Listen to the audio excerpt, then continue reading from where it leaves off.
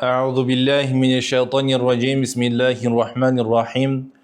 Meyrimdүү жана ырайымдуу Аллах Тааланын аты менен баштайм. Аллах Таалага чексиз мактоолор. Анын элчиси пайгамбарыбыз Мухаммад Мустафа саллаллаху алейхи ва салламга Аллахтын салам салаваттары болсун. Урматтуу мусулман бир туугандар, амансыздарбы, жакшы турасыздарбы? Сиздер Курандын, сүннөттүн жана илимдин тили болгон араб тилин үйрөнүп келе жатасыздар. Кудай таалам сиздердин кадамыңыздарды бекем кылган болсун. Урматтуу араб тилин үйрөнүүчүлөр, биз сиздер менен араб тили боюнча тартылып жаткан 23-чү видео сабагыбызды баштайбыз. Бүгүнкү сабагыбыздын темасы араб тилиндеги буйрук этиштин буйрук этиш, буйрук ыңгай. Буйрук этиш, буйрук ыңгай дегени эң биринчи биз муну кыргыз тилинде түшүнүп алышыбыз керек болот. Мисалы үчүн кыргызча жазуу деген сөздөн буйрук жасай турган болсок, биз жаз деп айтабыз. Аткаруу деген сөздөн, мисалы үчүн бирөөгө буйрук бере турган болсок, аткар деп айтабыз да, аткар. Же болбосо мисалы үчүн туруу дей турган болсок, туруу деген этиштен биз тур деп буйрук беребиз да, бирөөгө тур деп буйрук беребиз. Мына ушул сыяктуу эле жасоо деген этиштен жаса деп буйрук беребиз. Мисалы үчүн жаса деп алдыбызда турган адамга биз буйрук беребиз. Мына ушул эле теманы араб тилинде кантип жасайбыз? Эсиңиздерде болсо, биз араб тилиндеги этиштер 3 тамгадан башталат, 3 тамгадан куралат деп айтканбыз. 3 тамгалуу этиштерден жасалат. Мисалы, буйрук этишти жасоо үчүн мына ушул жерде дахола деген сөз турса, дахола деген сөздүн дахола деген сөздөн кийин кашанын ичинде у тамгасы келет. Мына кириллица менен жазылат, ушул кыргызча тамгалар менен жазылат. Биз буйрук жасаганда ушул кашанын ичиндеги тамганы пайдаланабыз. Дахола деген сөздүн алдына ошол кашанын ичиндеги уну алабыз. У коебуз да алдына. Алдына у коебуз дагы, андан кийин д, х, л тамгасы жазылат. Дал, хо, лам жазылат. Биринчи тамганын харакаты сукун болот. Дал тамгасынын үстү сукун болот. Мына сукунга айландырабыз. Уд болдубу? Анан буйрукта сөз акыркы тамганын аягы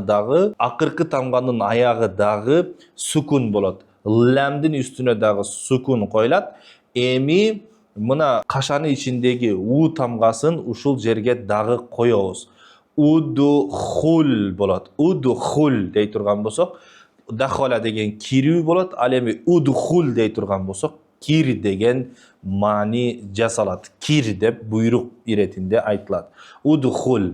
Демек эсиңиздерде болсун, бул жерде кашанын ичиндеги у тамганы эки жерге алып коет экенбиз. Биринчи 3 тамгалуу этиштин алдына у коет экенбиз, арабча у коебуз. Жана ошондой эле ортодогу тамганын, хо тамгасынын харакатын дагы кашанын ичинен алабыз дагы, удхул болот. Эми андан кийин мисалы хорожа дей турган болсок, хорожа чыгуу болот. Кашанын ичи у тамгасы менен турат. Мына кашанын ичинде у тамгасы турат. Мына ошол у тамгасын келгенине байланыштуу хорожа деген сөздүн алдына у коебуз. У тамгасын коебуз. У деп койдукпу? Мына у деп койдук. Андан кийин хырыжыны коебуз. Хырыжы. Демек биринчи тамганын үстү сукун болот, хонун үстү сукун болот. Ух болду. Эми андан кийин акыркы тамганын харакаты, жимдин харакаты сукун болот. Эми ронун харакаты калды. Бул жерде ронун харакатын дагы кашанын ичинен алабыз. Демек эмне болот? Ухруж болот. Ухруж. Ухруж десек чык болот да. Хорожа чыгуу. Ухруж дей турган болсок, чык. Бирөөгө буйрук беребиз.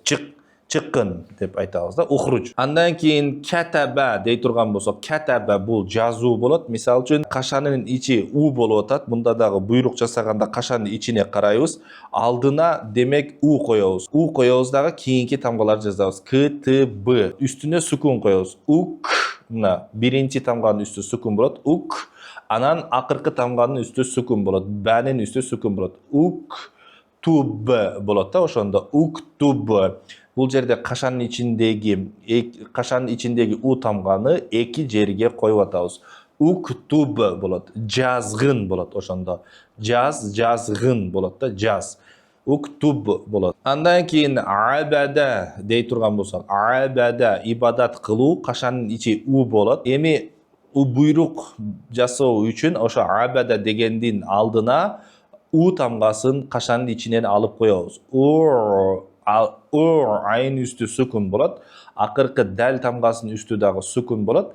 Банин харакатын дагы кашанын ичинен алабыз. Демек бул жерде дагы урбут болот. Урбут десек ибадат кыл болот, буйрук болот. Урбут буйрук, ибадат кыл. Урбудуллаха десек Аллахка ибадат кыл болот да мисалы. Эми андан кийин мисалы закаро дей турган болсок, закаро деген бул зикир кылуу кашанын ичи у болуп атат. Демек бул жерде эгерде биз зикир кыл дей турган болсок, алдына у коебуз, кашанын ичине карайбыз дагы алдына у коебуз.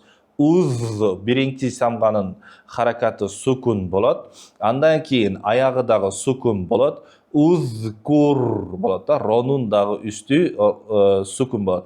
Узкур дей турган болсок, зикир кыл болот. Узкур зикир кыл. Узкур зикир кыл болот. Мына урматтуу достор, эгерде кашанын ичи ушундай у боло турган болсо, 3 тамгалуу этиштердин буйругун жасоо үчүн ушул кашанын ичиндеги у тамгасын пайдаланасыздар. Ал эми эгерде кашанын ичинде и тамгасы келип кала турган болсо, мисал үчүн доробе кашанын ичи и болду деп айталы. Доробе кашанын ичи и. Демек и боло турган болсо, ошол алдына и коебуз. Доробе и. Алдына и коебуз. Ид биринчи тамганын үстү сукун болот. Ид акыркы тамганын харакаты сукун болот. Бынын харакаты дагы сукун болот. Ронун харакаты касра болот. Идриб болот. Идриб десек, демек доробе уру, идриб болсо ур болот. Ур. Бирөөгө буйрук берип атканда идриб деп айтабыз. Ур деп айтылат. Андан кийин мисал үчүн жаласа дей турган болсок, жаласа дей турган болсок, отуруу. Эми биз отур дей турган болсок, демек кашанын ичи икен, алдына жаласа дегенди алдына и коебуз. Ижлис болот да. Ижлис. Бул жерде биз кашанын ичинен 2 харакатты алып атабыз. Мисал үчүн алдындагы жимдин алдындагы ини алып атабыз. И дегенди алып атабыз. Андан кийин ламдин касрасын дагы ошол кашанын ичинен алабыз. Ижлис болду. Демек отур болот. Андан кийин рожаа дей турган болсок, бул кайтуу болот. Рожаа кашанын ичи и. Демек биз ушуга маани бериңиздер, буйрук жасоо үчүн биз сөзсүз кашанын ичине карашыбыз керек болот. Кашанын ичине карашыбыз керек. Кашанын ичи жок боло турган болсо, анда кашанын ичини билбей турган болсок, биз буйрук жасашыбыз кыйын болот. Демек биз ошон үчүн ушул кашанын ичиндегилерди дагы билишибиз керек. Кашанын ичи ао же у же иби, буну сөзсүз билишибиз керек. Демек рожаа кашанын ичи и, биз алдына и коебуз. Рожаа дегендин алдына и коебуз. Ир деп туруп, ронун харакаты сукун болот. Ронун харакаты сукун болот. Ир дедик. Анан аягы сукун болот. Айындын үстү сукун болот.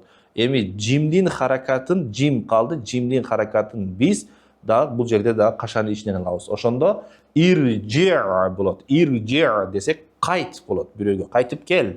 Иржи деп айтабыз. Иржи кайтып кел болот. Иржи деп буйрук жасалат ушундай. Эми урматтуу достор, андан кийин карасаңыздар, эгерде кашанын ичи а боло турган болсо кандай болот? Мисал үчүн захаба десек, кашанын ичи кандай болот? Захаба деген бул баруу, кетүү. Кашанын ичи эгерде а боло турган болсо, сиздер ойлошуңуздар мүмкүн, бунда дагы алдына а коебуз деп. А коебуз деп ойлоп албаңыздар. Эгерде кашанын ичи а боло турган болсо дагы алдына и коебуз. Демек мисал үчүн захаба а боло турган болсо, из и болот. Из хаб болуп калат да. Бирок бул жерде кашанын ичиндеги а тамгасы ханын үстүнө келет. Ошо ортодогу 3 тамгалуу этиштин экинчи тамгасына, ортодогу тамганын үстүнө коюлат. Из хаб болот. Из хаб дей турган болсок, кет, бар деген буйрук чыгат.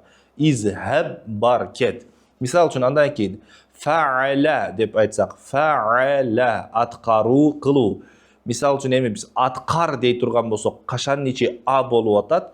Кашанын ичи а болсо, алдына а койбойбуз. Дагы бир жолу айтам. Кашанын ичи а боло турган болсо, биз и коебуз. Мисалы if и коебуз да. If деп туруп фанын үстү сукун болот. Андан кийин ламдын үстү сукун болот. Эң аягы андан кийин айындын харакаты калды. Айындын үстүнө дагы фатха коебуз. Демек айындын үстүнө ошол кашанын ичиндеги а тамгасын коебуз. If'al болот. If'al десек аткар, жаса болот. If'al. Мисалы андан кийин сонаа десек, сонаа кашанын ичи а. Сонаа деген бул дагы жасоо болуп калат, жасоо.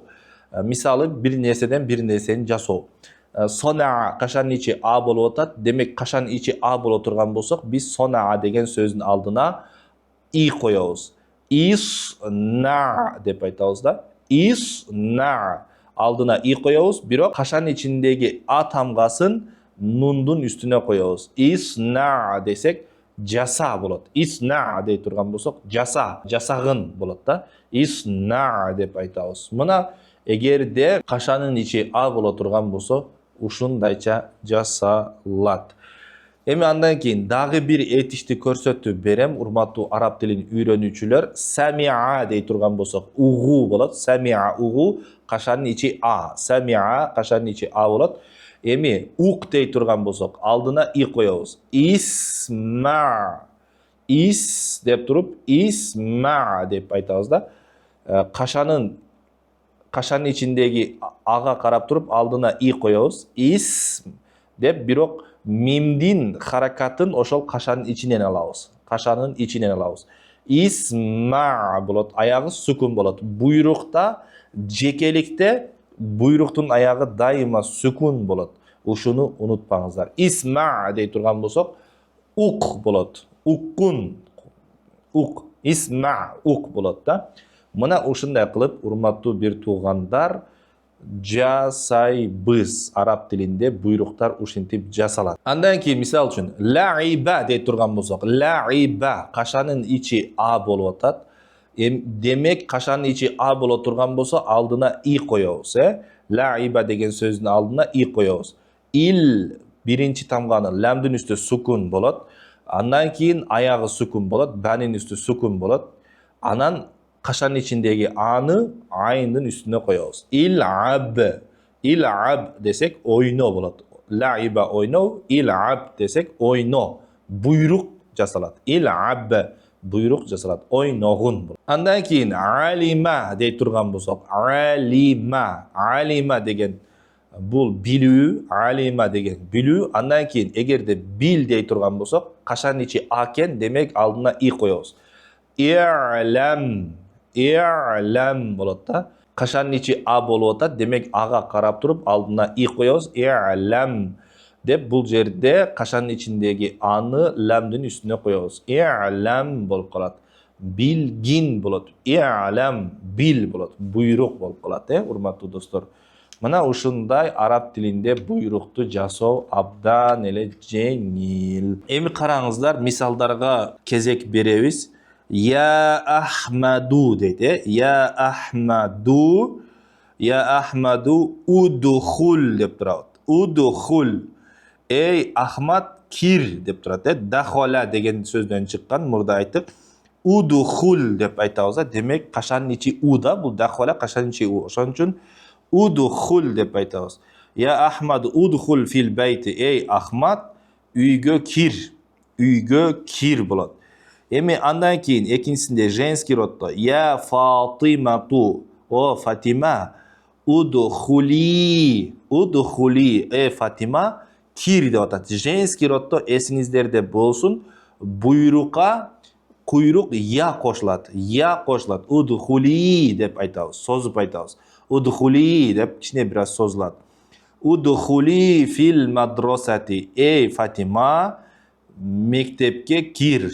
Фатима, мектепке кир болот. Андан кийин я Мухаммаду. О Мухаммад. Я Мухаммаду. О Мухаммад. Ухруж деп айтабыз. Бул жерде ухруж. О Мухаммад. Ухруж. Чык болот. Ухруж. Бул жерде буйрук болот. Мен сіздерге айткам, да бир жолу эскертип кетем. Буйруктун аягы сукун болот деп айткам. Ухруч десек чык. Я Мухаммаду ухруч минал фасл. О Мухаммад, класстан чык. Я Мухаммад ухруч минал фасли. О Мухаммад, класстан чык.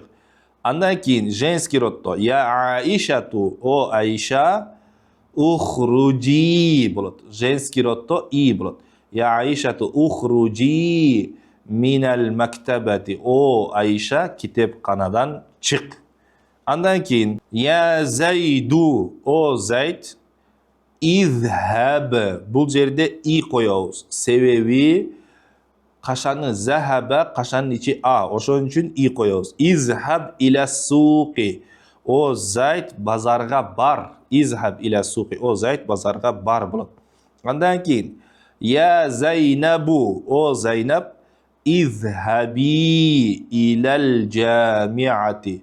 О Зайнаб, университетке бар. Я Зайнабу изхаби и коебуз.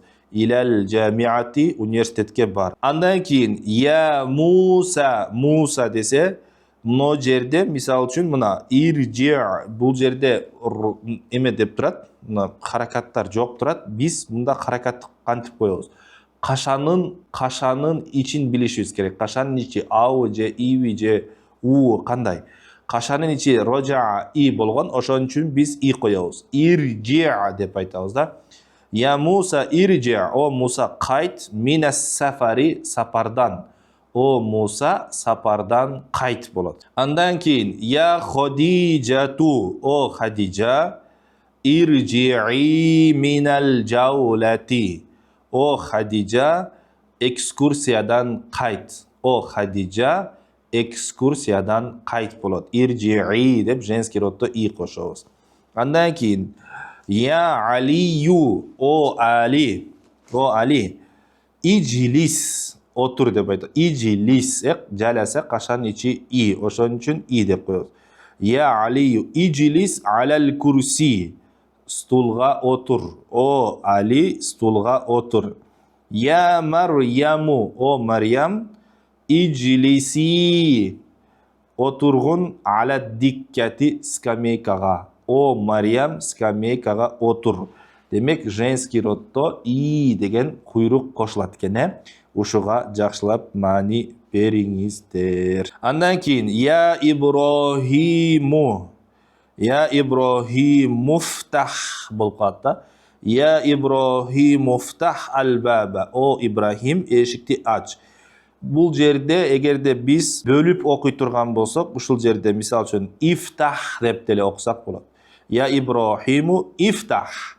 Демек бул жерде танын харакаты, та тамгасынын харакаты а болуп атса, демек алды и болот да. Кашанын ичи и болгон болот. Ошон үчүн ифтах болот. Андан кийинкисинде я Аишату ифтахи аннафизата. О Аиша, о Аиша, терезени ач болот. О Аиша, терезени ач. Андан кийин я Иса, я Иса шраб. Эгерде чогуу окуй турган болсок, я Иса шрабл ма деп айтат. Иса, сууну ич. Бөлүп окуй турган болсок, ишраб деп айтат. Я Иса ишраб ал ма. О Иса, сууну ич болот. Буйрук болуп атат. Мына буйруктардын бардыгынын аягы сукун болуп атат. Сукун. Андан кийин я Каримату ишраби лабана. О Карима, сүттү ич. Я Каримату ишраби деп женский роддо и деп кошобуз. Лабана, о Карима, сүттү ич болот. Андан кийин я валаду и'лам ан-натижата. О бала, натыйжаны бил болот. И'лам деп айтат. Алима кашан ичи а болгон, ошон үчүн алдына и коебуз. Андан кийин я бинту и'ламин натижата. О кыз, натыйжаны бил. Женский роддо и'лами деп айтат. О кыз, натыйжаны бил. Андан кийин я талибу ктубу дарса. О студент, сабакты жаз. Я талибу ктуб ад-дарса. О студент, сабакты жаз. Уктуб, Demek ta'nin harakati u bo'lib atkan bolsa, uşul jerde mına uktub degende aldına dağı u koyabız. Uktub ad-dersa, o student sabakты jaz bolot. Andan keyin ya talibatu uktubi dersa, o student kız uktubi ad-dersa sabakты jaz bolot. O student kız sabakты jaz. Женский родда uktubi dep aytabız. Andan keyin ya ahi iclis huna. O bir tuğanım bu jerge otur. Ya ahi iclis huna. O bir tuğanım bu jerge otur bolot. Andan keyin ya uhti, o karındaşım, o sindim, o ejem delep bolaberet. Ayal kişiге aytылат. Ya uhti iclisi, otur. Huna bul jerge. Bul jerge bolot. Huna degende bul jerge bolot. Mına ушинтип урматтуу достор, биздин 23-чү видео сабагыбыз дагы аягына келип чыкты. Эгерде сиздерге кандайдыр бир тема же кандайдыр бир сүйлөм түшүнүксүз болуп калган болсо, сөзсүз комментарийге суроолоруңуздарды калтырыңыздар, биз сиздердин суроолоруңуздарга жооп беребиз. Бул сабакты башка мусулман бир туугандар менен бөлүшүп коюуну унутпаңыздар. Сиздер менен мен Аладдин Исламидинов болдум. Эгерде сиздер араб тилин мындан да мыкты деңгээлде үйрөнүүнү кааласаңыздар, Маулян устаздын китебин алсаңыздар болот. Ошондой эле сиздерге устаз керек болуп калган болсо, бизге кайрылсаңыздар болот. 709 28 75 71 номерине байланышсаңыздар дагы болот. 709 28 75 71. Кийинки сабактан жолугушканга чейин сак саламатта туруңуздар. Ассаламу алейкум ва рахматуллахи ва баракатуху.